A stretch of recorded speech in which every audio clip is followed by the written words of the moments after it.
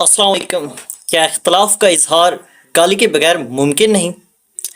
آج ایک صاحب کا بیان سننے کا اتفاق ہوا جو مرزا محمد علی انجینئر صاحب کے خلاف اپنا موقف پیش کر رہے تھے۔ افسوس کی بات یہ ہے کہ ان کی گفتگو غیر مہذب اور نازیبہ زبان سے بھرپور تھی۔ یہ حالت دیکھ کر مجھے مجبوراً آواز دھیمی کرنی پڑی تاکہ گھر کے افراد تک یہ الفاظ نہ پہنچے۔ حیرت اس بات پر ہے کہ وہ صاحب اپنی گفتگو کو درست اور قابل فخر سمجھ رہے تھے۔ ان کے خیالات میں شاید یہی اختلاف رائے کے اظہار کا بہترین طریقہ ہے، لیکن حقیقت یہ ہے کہ کسی بھی مہذب بحث میں گالی اور غیر شائستہ زبان کا استعمال شرمناک اور غیر اسلامی ہے۔ اختلاف فطرت کا حسن۔ اختلاف رائے ایک فطری عمل ہے اور انسانی زندگی کا حصہ ہے۔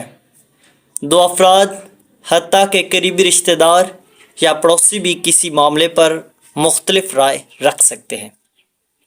یہی اختلاف ہمارے معاشرتی تنوع اور فکری وسعت کا مظہر ہے۔ لیکن مسئلہ اس وقت پیدا ہوتا ہے جب یہ اختلاف ذاتی حملوں، گالی گلوچ اور نفرت میں بدل جاتا ہے۔ بدقسمتی سے آج کل یہ رجحان نہ صرف عام گفتگو بلکہ مذہبی مجالس اور خطبات میں بھی دیکھنے کو ملتا ہے۔ ایسے خطیب جو ممبر پر بیٹھ کر اسلام کی تبلیغ کر رہے ہوتے ہیں، وہ بھی غیر مہذب زبان کا استعمال کرنے سے گریز نہیں کرتے۔ اسلامی تعلیمات اور تہذیب۔ اسلام ہمیں ہر حال میں تہذیب اور شائستگی کا درس دیتا ہے۔ قرآن مجید اور سیرت طیبہ میں ہمیں بارہا یہ تعلیم دی گئی ہے کہ دشمنوں اور مخالفین کے ساتھ بھی اخلاق اور وقار کا مظاہرہ کریں۔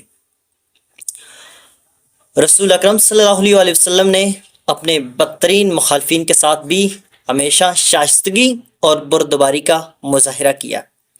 ان کی زندگی ہمارے لیے بہترین نمونہ ہے۔